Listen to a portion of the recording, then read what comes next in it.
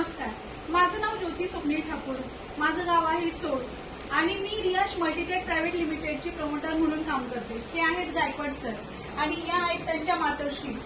1 महिन्यापूर्वी काय झालं, सरांचा मला कॉल आला की त्यांच्या आई खूप सिरियस आहेत आणि अगदी डॉक्टरनी फक्त 5 तास 4 ते 5 तास जगतील अशी गॅरंटी दिली आहे आणि सांगितलं की यांच्यासाठी आता म्हणजे काहीच दवाखान्याचं वगैरे करू नका.